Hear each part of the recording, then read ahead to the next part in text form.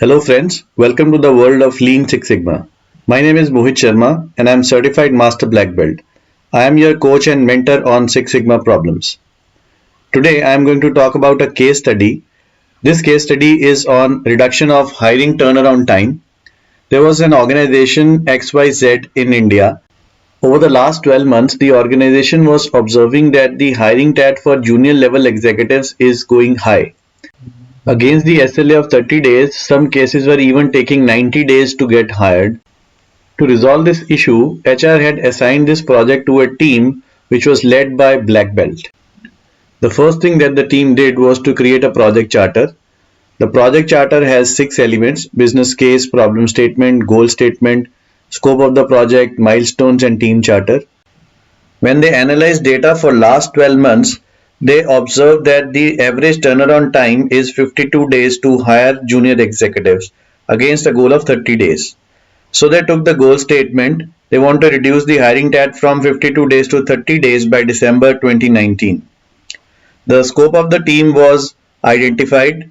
In scope is all the junior level positions in India, and the out of scope is any other position which is at higher level in India or outside India. So the project started on 14th of March and they were supposed to finish it by December 2019. The team charter was also identified, in which the sponsor of the team is identified, the champion of the team is identified, the project owner is identified, and all the team members are identified. Next, the team created Army chart and communication plan. Army stands for Approver, Resource, Member, and Informed. All the stakeholders were made aware of their roles and responsibility in different phases of the project. So some of them were approvers, some of them were resources, some of them were members. Sometimes there are confusion between a resource and a member's role. Resource is somebody who is an expert, like IT expert or a Six Sigma expert, who is part of the project for a specific period only. Say for example, a macro is to be created or an automation is to be done. So that expert will come into picture and create that macro. He is the resource. And the member is someone who is part of the project throughout. This person will help in data collection. This person will help in brainstorming session. This person will help in implementation of the ideas on the floor. So this is the particular difference between a resource and a member. The next is communication plan. So team wanted to finish the project on time, so they created this communication plan. They defined the events. What is that event which is going to happen? For example, a project update will go. What is the message that will go in that project update? Who is the audience? So what is the frequency of this? And who is responsible for this particular event? And what is the message that is going to go to the audience? Next, the team did a brainstorming session to identify the root causes or potential X's for high turnaround time. Under process, they figured out that too many interviews for one person is causing the delay. There are lengthy approval processes. There is no tracking process established to track the time on the job requisition. Under people, they figured out that the operations managers are not available for interview. They also figured out that operations managers delay the feedback on the interview, because of which the entire process gets delayed. And the hiring executives, they are not able to find out the right CV in time. Under Mother Nature, the hiring team was not able to reach out to office on time due to some traffic issues. Under machine, they said there is no system to monitor and track the requisitions. And the old search engines were used to find out the right candidate. Under material, they said there is low CV hit ratio, which is 1:15. It means out of 15 CVs, there was one person identified. There is no process documentation as well. Under measurement, they said there is low productivity towards the end of the week from the hiring team standpoint, and there were a wrong interview time which was set up and they had to cancel that time. Either the candidate is not available or the hiring manager is not available. So all these were the reasons identified through a brainstorming session. Further data collection was done on these root causes, in which the project Y and some causes which is termed as X1, X2, X3, X4, on which the data was collected. Turnaround time was the project Y. The operational definition is time taken from job opening to offer made status is the time that is to be captured. Likewise, all the operational definitions for the potential X is written. The sample size was 100% for the last 12 months, which was considered, and who will collect the data was also identified, and by when the data needs to be collected is also identified through data collection plan. Then the data was analyzed. The first step is to analyze the normality of the data. So we go to stat, basic statistics, and graphical summary. In graphical summary, we enter the TAT here and click OK. So if you look at the p-value, which is greater than 0.05, suggests that the data is normally distributed. So we will consider the mean, which is 52.075, and hence that is considered as the goal of this project. If the data would have been non-normal, we would have considered median as the goal for the project. Next, we create a run chart to identify whether the data is having a special cause or not. For that, we will go to stat, quality tools, and run chart. In the single column, we will enter turnaround time TAT, and in subgroup size column, we will enter 1 and click OK. So this is the graph that we will get.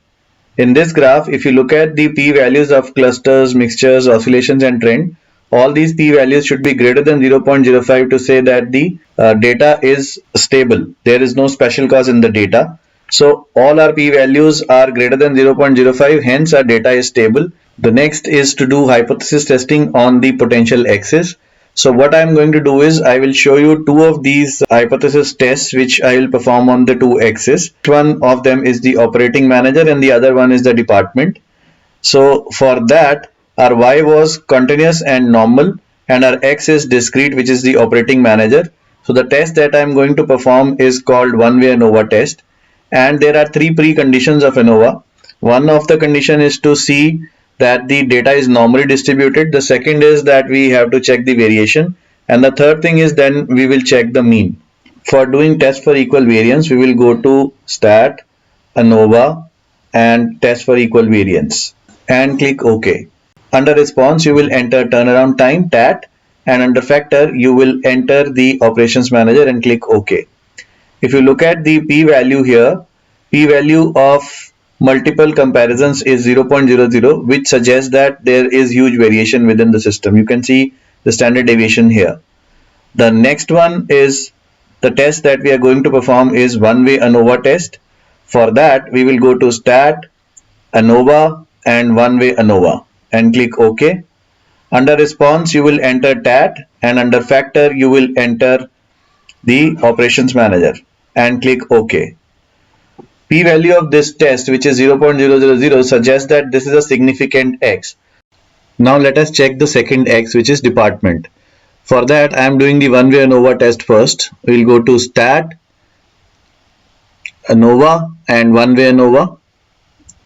Here in the response, we will have turnaround time, which is TAT, and in the factors, we will enter department. We'll double click on it to enter. Oops, there is an error. So we will first delete it and then we will double click on it and to enter it. So we click OK. So the department is also a significant X in terms of variation in the mean. So you can see there is a difference in the different means here for the department. The software department is having the maximum mean here. The next thing that we have to perform here is to identify the variation in the system. So for that we will go to stat, ANOVA, and test for equal variance.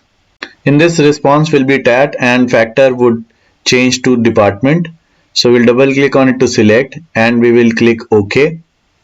If you look at the p-value here for multiple comparisons, the p-value is 0.000, which suggests that this data is also having variation. So now we have two significant X's. We tested rest of the four X's like this, and we could found out these two as a significant and the rest of the two were non-significant X's. So we moved ahead and did the 5i analysis to find out the solutions. So during the 5i analysis, the first X is operating manager.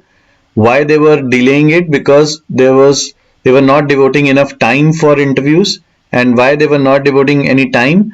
Because there were no internal metrics or TAT for managers to respond to with the feedback to the HR executives. And why it was not there? Because from the beginning of the organization, these internal metrics were not prepared. So the solution is to create the internal matrix for operation managers or the hiring managers, and the TAT of 4 days for the feedback on the candidates, including the interview time. The next X was department. So the software department had high turnaround time. Why they had high turnaround time? Because they need some niche profiles, so which was taking high TAT.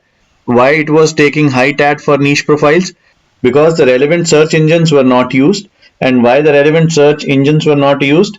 Because the licenses were not purchased for those, and the solution that was identified was to purchase licenses for relevant search engines and use some internal referrals also for this particular niche profile. With that, they moved on to the next stage, which is called the implementation of these solutions. Tool 4W1H has been used for this. What is to be implemented, where it is to be implemented, who will implement, by when it is to be implemented, and how it is to be implemented.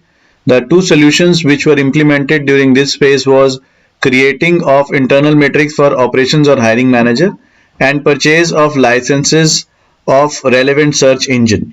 These are the two solutions which got implemented through 4W1H.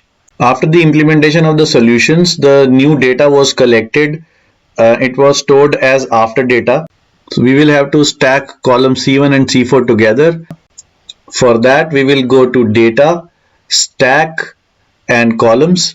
We will click here. In select the following columns, we will enter TAT data as well as after TAT data, and the information we will store in the columns of current worksheet only. So here I will enter C5, and for the subscripts I will enter C6, and then I will click OK. So now my data is tagged in column C5 and C6. Here in C5 I will write down time, and in C6 I will say it is status. Now I have to create a control chart for this.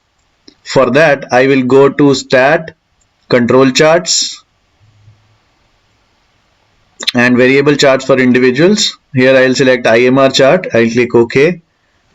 Under variables column, I will enter the time data, which is the stack data now.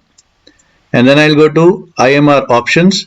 Here I will go to stages, and under this column I will select set status and click OK. So this is the graph that we have got. So you can see that the mean time has reduced from 52 days to 28 days, and you can see the variation also has reduced. So overall, it is a good thing that has happened to the process. The mean has been reduced from 52 to 28, and variation has also been reduced here. You can now look at this graph as well, which indicates before and after project. So 52 days has been reduced to 28 days after the project was complete. So friends, I hope you would have understood this particular case study, and you would have liked this as well. If you really like this case study, please give it a thumbs up and share this case study with your friends. I will come up with another interesting video pretty soon. Till then, take care. Bye bye.